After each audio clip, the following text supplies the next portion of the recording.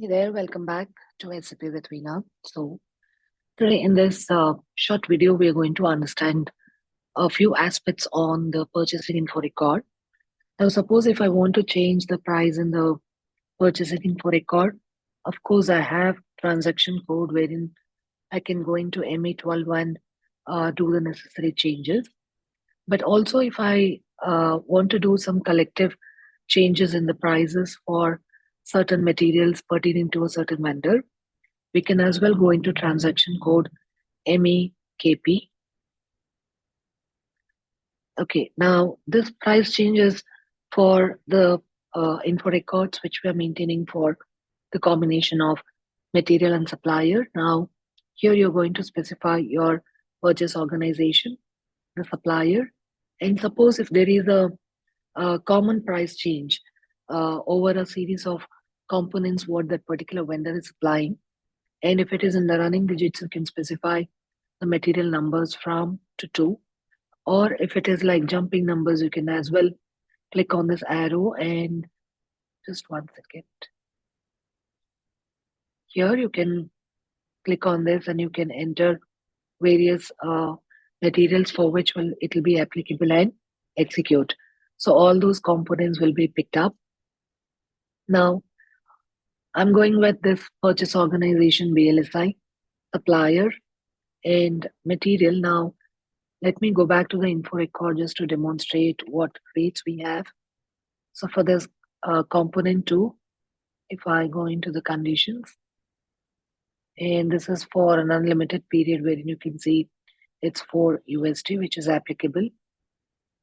And in the other material, if I check in conditions, and here you can see like this is 11. Okay. So these are the prices that are available in the info record. And if I want certain change, I mean, if I want to do a certain change in the material, in the info record using MEKP. So here we would be specifying the material number, and I also want it for the other material as well. So I'm giving it from to 2. And here you can see that we have test run, let it be for a while. And now here you can specify the condition type pertaining to which there is a price change. Now, if it is like, if there is a condition type FRA1, which is a part of your info record, and there is a price change on that particular condition type, you're going to specify that and you're uh, specifying whether it's percentage change or absolute amount. And here you have the sign, mean the changes towards the increase or decrease. So you have positive and negative, both of the indicators. Okay. So you can pick them, and also you have blank. So here it will be taking the value from condition that will be replaced by an absolute amount if it is blank. Now, and also here you have gross price. If it is gross price, you don't have to go back and check what is the condition type for gross price and enter it over here. You can as well simply activate the gross price indicator over here. And now I'm going with percentage. Let it be 1%. And here you can see that we have conditions that are valid from to 2. Now in the info record condition, what I showed you, it is applicable for an unlimited period of time. Now validity, I'm taking it from today till 28th of February applicable. So test run is active. So when I click on execute, now you can see here for component 1, old status it is 11. That's the price which we have in the info record. And then the new status it says 11.11. That is applicable till 28th of February, and going forward again it will come back to the same price because I'm specifying the price change only for a certain duration. Same way for component 2, we have the current prices 4, and these are the changes that will be applicable. Okay, so now I'll just deactivate test run. Let me execute this.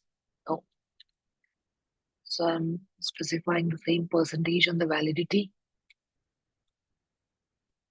Material component 1 and component 2. I've deactivated test run. So when I execute this, and now I need to save. Now, when I go back to my info record, here you can see the conditions. And so from today till 28th of February, we have a change rate that is 11.11. And after that, since initially I picked it up for an unlimited period, now when you check, it will be for the next duration, that is starting from 1st of March. Again, for an unlimited time, it will go back to the old price.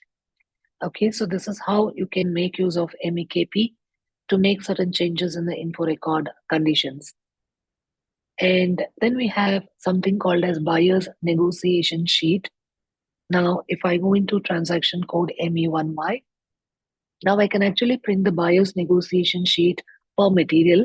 So now if I'm taking this material for purchase organization, and I can specify multiple suppliers over here, or if I want to simply go per purchase organization, I can enter the POG data over here, and scope of list,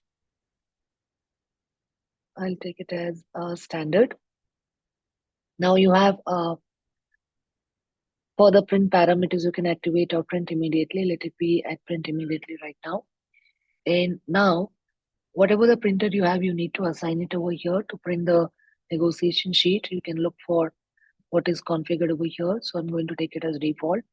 A number of copies, how many copies you need, that you can specify. Now, I'll take it as PDF. And when I click on execute,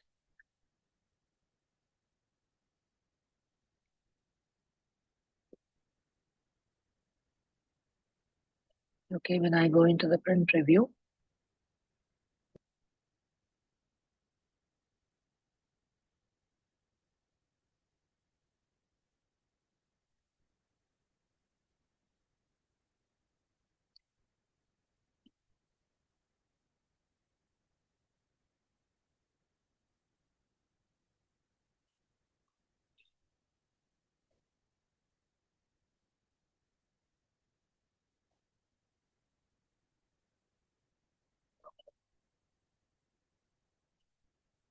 okay, so now if you look at this is going to give us a summary of any kind of price changes and what is the total order value on that.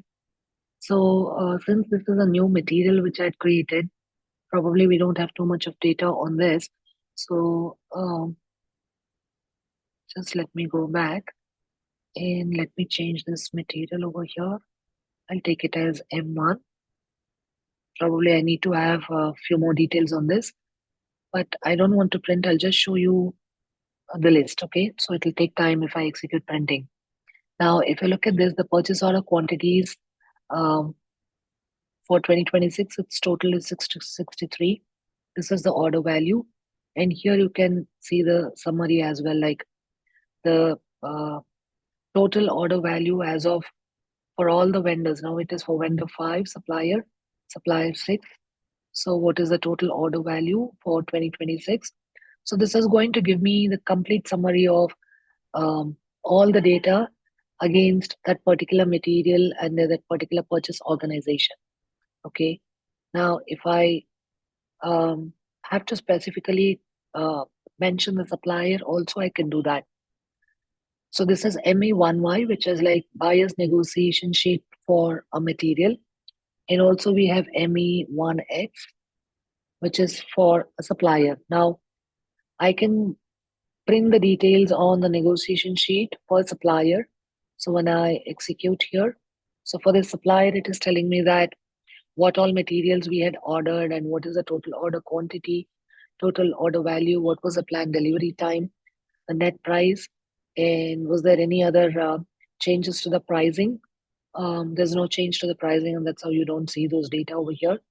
And here, system is giving me the negotiation sheet as per the supplier and the various list of materials that he's supplying. So you can see like we have ROP1 and here it's M1, so various materials. Okay, so this is how you can make use of the negotiation sheets, that is MA1X and MA1Y per material and per supplier.